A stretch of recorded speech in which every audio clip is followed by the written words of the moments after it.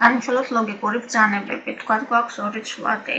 A-უდრის მასივები იყოს და B-უდრის ერთნაირი ზომის უნდა იყოს ეს მასივები, იმისათვის რომ მათზე ლოგიკური ბრძანებების შესრულება იყოს შესაძლებელი და შევასრულოთ ლოგიკური ბრძანებები, ლოგიკური გამრავლება A და B.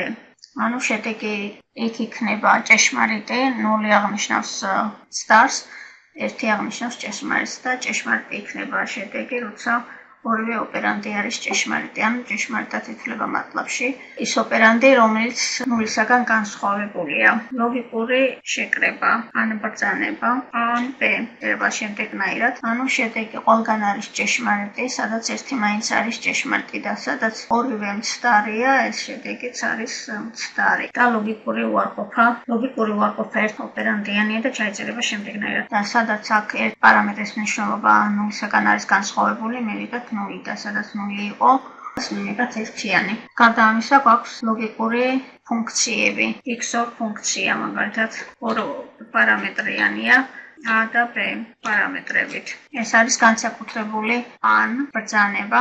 შედეგი არის ჭეშმარიტი, მხოლოდ მაშინ, როცა მნიშვნელობები განსხვავებულია.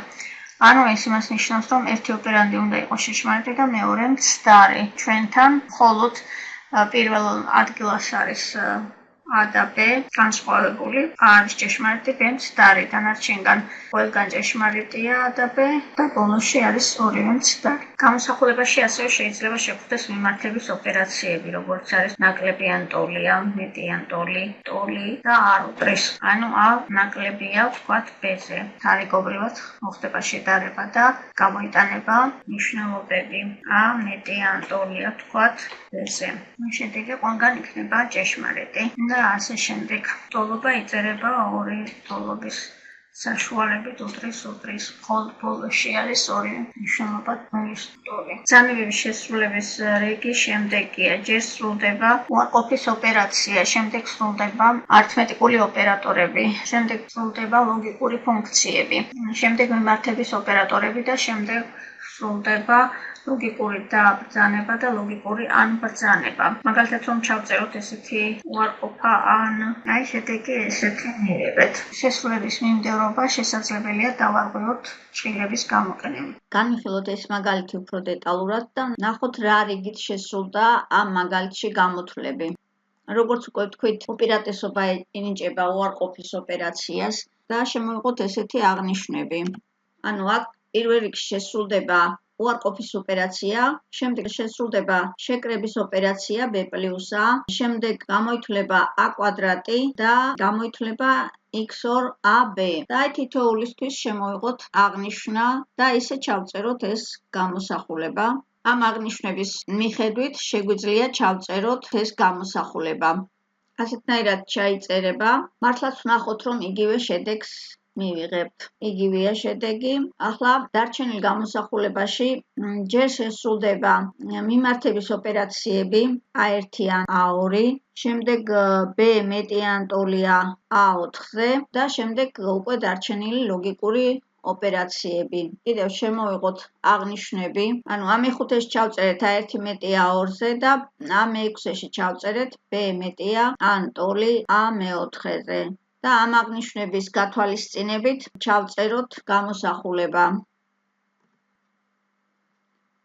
იგივეა შედეგი. აქ დარჩენილ გამოსახულებაში უკვე უპირატესობა ენიჭება და ოპერაციას და ბოლოს სრულდება ან ოპერაცია. ანუ ეს შეგვიძლია ასეთნაირად ჩავწეროთ. და ოპერაციისათვის შემოვიღოთ AM7, რომელიც იქნება AM3 და AM6 და საბოლოოდ დაგვრჩება AM5 ან AM7. ნახოთ ახლა ეს და მართლაც მივიღეთ თავდაპირველი გამოსახულება. კიდევ ერთი საინტერესო ფუნქცია არსებობს MATLAB-ში, ეს არის find ფუნქცია. მაგალითად, ჩვენ შეგვიძლია დავწეროთ find უბრალოდ A. შედეგი კი იქნება არანულოვანი ელემენტების ინდექსები.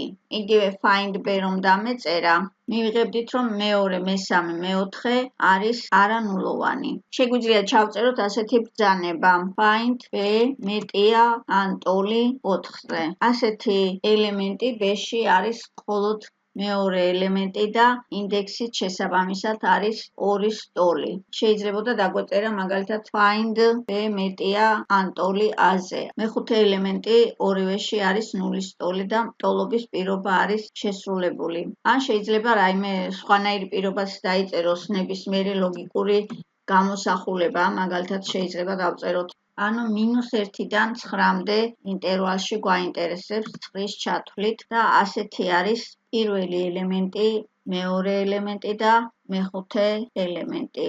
შეიძლება წინასწარ რაიმე ცვლადიც შემოვიღოთ, შემდეგ ვთქვათ C მასივში ჩავწეროთ ამ პირობით ამორჩეული ელემენტები და ეს არის სწორედ ელემენტები, რომელიც -1-დან 9-მდე არის მოთავსებული A-დან. MATLAB-ი ძალიან მოხერხებულია მასივებთან და მატრიცებთან ურთიერთობისათვის, ის რაც სხვა დაპროგრამების ენებში შესაძლებელია გაკეთდეს მხოლოდ ციკლების გამოყენებით, აქ პირდაპირ თვითონ ფუნქციები არსებობს ისეთი, რომელიც გვაძლევს საშუალებას, რომ მასივებზე ჩავატაროთ ოპერაციები.